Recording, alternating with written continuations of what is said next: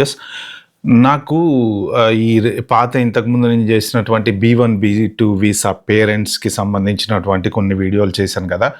వాటికి అంటే ఇప్పటికి చూస్తున్నారు అవి మళ్ళీ కామెంట్స్ వస్తున్నాయి. ఏంటి అంటే పాపం కొంతమందివి వీసాలు రిజెక్ట్ అవుతున్నాయి. ఈ మధ్యన రిజెక్షన్ రేట్ అయితే ఖచ్చితంగా ఎక్కువుంది.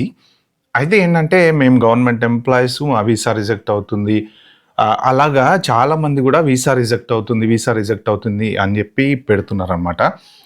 మోస్ట్ ప్రాబబ్లీ ఏంటంటే నాకు తెలిసి ఎక్కడొక్కడ డాక్యుమెంటేషన్ అయినా మీరు తప్పు ఉండాలి. లేదు అంటే వాళ్ళకి మీ పేరెంట్స్ పిల్లలు ఎవరైతే యూఎస్లో ఉంటారో మీరు పిల్లల దగ్గర నుంచి తీసుకునే డాక్యుమెంట్స్లలో ఏదైనా ఒకటి మ్యాచ్ అవ్వకుండా ఉండాలి.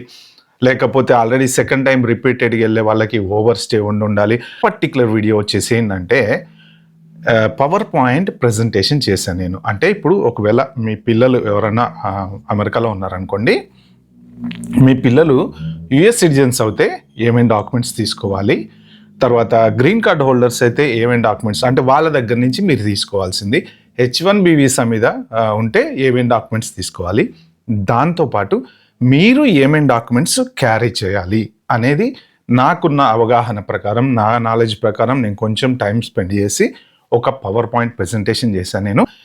దాంట్లో ఉన్నటువంటి ప్రతి ఒక్క డాక్యుమెంటు మీరు ప్రింట్అవుట్ తీసుకొని కావాలంటే పెన్నుతోటి టిక్ చేసుకోండి. ఫైనాన్షియల్ స్టెబిలిటీ, మీకు ఉన్నటువంటి శాలరీలు అయితే ఏంటి, తర్వాత రెంట్లు కానీ లేకపోతే పొలం అయితే పొలము, ఏదైనా సరే అన్ని రకాల డాక్యుమెంట్స్ మీరు క్యారీ చేయండి. Next purpose of visit clarity, మీరు దీన్ని ముందే ప్రిపేర్ అయ్యి ఉండండి. అంటే మీరు ఎందుకు వెళ్తున్నారు, మా పిల్లలతోటి ఉండి కొన్ని రోజులు టైం స్పెండ్ చేసి అమెరికా చూసి రావటానికి మాత్రం అని క్లారిటీగా చెప్పండి మీరు. ఓకే, ఇది if child is US citizen. So మీ పిల్లలు కనుక అక్కడ ఎప్పుడో వెళ్ళి ఉండి గ్రీన్ కార్డులు తెచ్చుకుని సిటిజన్లు అయి ఉంటే మీరు ఏమేమి డాక్యుమెంట్స్ కలెక్ట్ చేసుకోవాలి.